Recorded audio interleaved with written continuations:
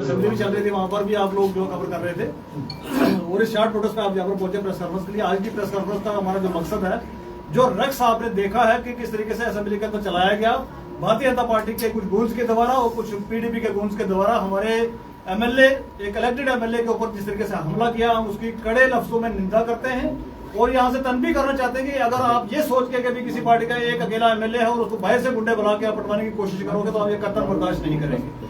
साथ ही साथ कुछ सवाल है हमारे, आज हमारे सवाल है सरकार के साथ भी, जिनके पास एडमिनिस्ट्रेशन है, जिनके पास पुलिस है, जिनका काम था वहां पर सिक्योरिटी को देखना, उनसे भी हमारे सवाल हैं। कभी क्या आपके पास महराज मलिक के सवालों के जवाब नहीं है इसलिए आप उसको मारने के लिए दौड़ते हैं? और डेमोक्रेसी के अंदर आपको अपनी बात रखनी है, जुबान से, मुंह से आपको अपनी बात रखनी है। ये कौन सी डेमोक्रेसी के अंदर हम जी रहे हैं कि आप लात घूसू से और डंडू से लेके वहां पर बातें करेंगे? और दूसरा हमारा सवाल है, वहां के एसएसपी साहब जो देख रहे थे, उसकी सारी सिक्योरिटी के इंचार्ज हैं, सबसे बड़ा अदारा है जम्मू कश्मीर का हमारा, उस अदारे के अंदर ये गुंडे जो थे वो कैसे पहुंचे वहां पर अंदर, और किस तरीके से एक इलेक्टेड एमएलए के ऊपर जो है उन्होंने हाथ उठाने की कोशिश की और इस तरीके से वापस सफल हुआ। ये कतल बर्दाश्त नहीं किया है, ना ही जम्मू कश्मीर के लोगों ने कभी बर्दाश्त किया है और ना ही यहाँ की इस तरीके की कोई परंपरा है हमारी। तो इसके ऊपर हमारा सवाल है कि वहां के एसएसपी साहब सिक्योरिटी के क्या कर रहे थे, ये लोग वहां पर इंटर कैसे हुए और किस तरीके से जाके जो है वहां पर हाथापाई की गई। इसी के साथ साथ हम ये पूछना चाहते हैं कि भाई डेमोक्रेसी नाम जो कहा जाता है कि भाई एक इलेक्टेड आदमी जो है वो जाके वहां पर बात करता है। यार आपको अगर महराज मलिक की बातें नहीं पसंद आती हैं तो उन बातों का आप जवाब दीजिए, असेंबली के अंदर खड़े होकर अपनी टर्न पे बात कीजिए। ये इस तरीके से तो नहीं कि आप बाहर कॉरिडोर के अंदर पकड़ेंगे, असेंबली अंदर चल रही है, बाहर कहीं ग्राउंड में किसी को पकड़ लिया, और एक एमएलए के साथ अगर इस तरीके की ट्रीटमेंट होगी तो हमारी लॉ एंड ऑर्डर जो है एजेंसियां क्या कर रही हैं। और हम समझ सकते हैं कि भाई अगर एक इलेक्टेड रिप्रेजेंटेटिव के साथ असेंबली सेशन चलते हुए उसके साथ अंदर अगर इस तरीके का, मैं कहूंगा, दुर्व्यवहार किया जा सकता है, उसको मारा पीटा जा सकता है, तो एक आम आदमी जो है जम्मू कश्मीर का वो सुरक्षित कहाँ है? उसके बाद साथ ही साथ हम कहना चाहेंगे, आज असेंबली का सेशन खत्म हो गया। मेरा सवाल है 90 के 90 एमएलए से, वहां के स्पीकर साहब से, चीफ मिनिस्टर साहब से, कि भाई आपने ये स्कफल, गाली गलोच, एक दूसरे को ताना मेना देने के अलावा आज आप सेशन खत्म होने के बाद पब्लिक का कौन सा काम करके यहाँ से निकले हैं, और कितने हजारों लाखों करोड़ रुपए जो है वो स्वाहा हो गए हैं। 3 दिन से वहां पर असेंबली चलने नहीं दी गई है।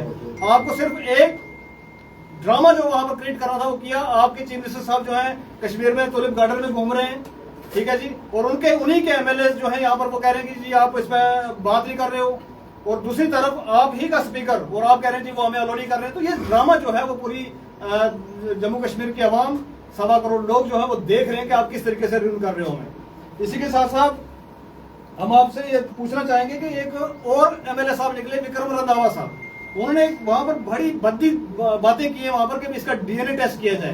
तो क्या आज एक इलेक्टेड रिप्रेजेंटेटिव को अपना डीएनए की सर्टिफिकेट लेके आना पड़ेगा वहां पर साथ में? क्या उसके ऊपर कोई कार्रवाई होगी?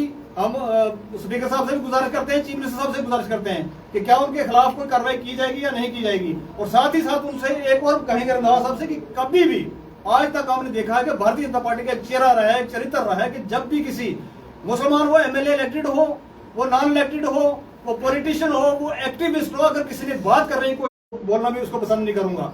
वो देखने के बाद भी आपको लोगों ने यहाँ से जितवा के भेजा, वोट दे के भेजा, और आज आपकी लैंग्वेज इस तरीके की है कि आप असेंबली के बाहर खड़े होकर ये कहते हैं कि भाई एक आपका ही साथी में जो 3 दिन का सेशन था, 3 दिन के सेशन में 3 दिन में जम्मू कश्मीर की जनता की कोई बात नहीं हुई, जम्मू कश्मीर के मिसाइलों की कोई बात नहीं हुई। सिर्फ पीडीपी की 28 गधे जो हैं वो जनता ने चुने। इस पर क्या कहें? देखिए, एक चीज मैं बताना चाहूंगा आपको, जिस तरीके का स्कफल ये सिर्फ 3 दिन का नहीं हुआ, बल्कि ये पूरा ही सेशन, जितना ये पूरा सेशन गया है, इस बार सेशन से बहुत उम्मीदें थी लोगों को। जो सरकार यहाँ पर बनी थी, ये वादा कर रही है, नियत है इनकी कोई काम यहाँ पर हो।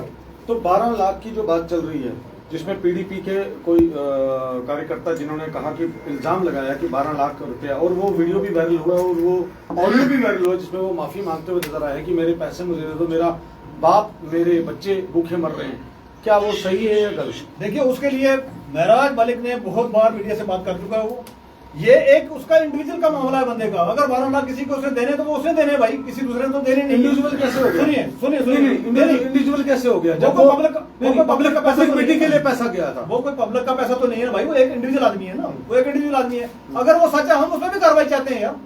अगर वो सच है तो वो बजाय मीडिया में आने के बजाय वहां पर बकवास करने के वो एफआईआर क्यों नहीं करवाता जाके भाई? अगर वो जाके उसने कोई पैसा उसका देना है या उसने कोई लेना, तो वो जाके एफआईआर करवाए उसके ऊपर। सर, मेहराज मलिक इस तरीके से बातें करेंगे तो ये बातें जो है वो की जा सकती है। मैं अभी लगा दूंगा भाई नहीं जी वनी साहब और दूसरा कोई मेरा यहाँ पर साथी है, मैं उसको बोल दूंगा इसने मेरा इतना देना, तो वो बात जैसी नहीं है। आपको एफआईआर करानी चाहिए, एफआईआर कॉपी लेके, या हम डिमांड करेंगे अगर ऐसा कुछ निकलता वो उसके ऊपर कार्रवाई। सर, मेहराज में लगातार हिंदुओं पर आपत्तिजनक टिप्पणियां करते हैं। उन्होंने कहा कि हिंदू जो हैं वो टीका लगाकर करप्शन करते हैं। देखिए 2-4 चीजें हैं मैं जो बताना चाहूंगा आपको, जो समझने की चीज है।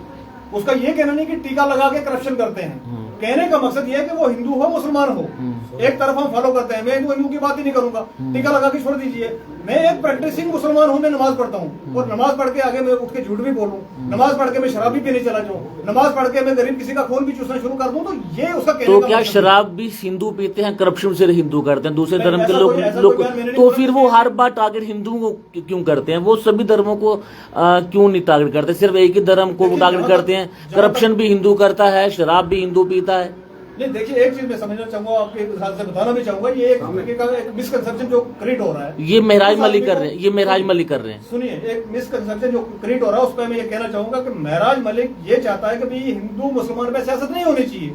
तो सियासत तो मेहराज मलिक ही कर रहे हैं ना। देखिए पहला एमएलए है, नवरात्रों में जाकर वो वाइन शॉपें दिखा रहे हैं कि नवरात्रों में खुली हैं। तो बिल्कुल नहीं खुलनी चाहिए। तो डिमांड कर रहे हैं सारे लोग। तो रमजान के पाक महीने में भी तो एक डोगरा वो हिंदू हो तो मुसलमान फिर हो, डिमांड करते हैं क्या? तो रमजान के पाक पवित्र महीने में भी महीने रमजान के पाक महीने में भी तो वाइन शॉप खुली थी। उस समय उन्होंने कोई लाइव नहीं किया, उन्होंने सिर्फ पर्टिकुलर नवरात्रों में जाकर लाइव कर रहे हैं वो।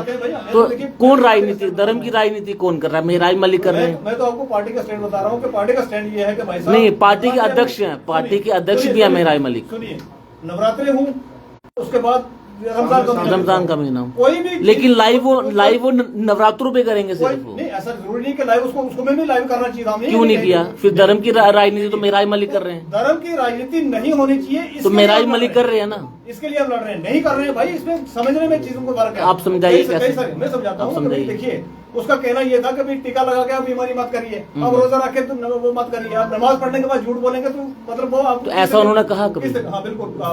किस तरीके के मुसलमान हैं आप या किस तरीके के हिंदू हैं आप? ये कहना था कि भाई इसके ऊपर पॉलिटिक्स क्यों हो रही है? हाँ भाई, आपको जय श्री राम बोलना है मंदिर जाइए, आपको नमाज पढ़नी है मस्जिद में जाइए, आपको अल्लाह अकबर कहना। इसमें तो बोला ना उसने कि भाई ये जगह नहीं है कि भाई आप यहाँ पर नारा तकबीर अल्लाह अकबर आगे लगाएंगे असेंबली का। बिल्कुल बोला आपके पास रिकॉर्ड में है। बिल्कुल। तो ये जगह थी लोगों के काम करने के लिए, ना कि यहाँ पर हम ये करें कि भाई आप आएंगे जय श्री राम बोलेंगे, हम आएंगे अल्लाह अकबर कोलेंगे, उससे लोगों का तो कोई भला होने वाला नहीं है ना। तो ये तो सच है। जो इस नेता सच को हम धार्मिक करना पड़ेगा। विशेष के लोगों को ठेस पहुंचाता है, क्या लगता है ऐसे लोगों के खिलाफ कार्रवाई होनी चाहिए? बिल्कुल होनी चाहिए। वो कोई एमएलए हो, वो कोई मंत्री हो, वो कोई संतरी हो। धार्मिक भाई साहब हमारा एक स्वार्थ है जम्मू कश्मीर का, हमारा एक स्वार्थ है जम्मू कश्मीर का। इसको हम किसी हालत में जो खराब नहीं होना देना चाहते। ठीक है सर। Thank you.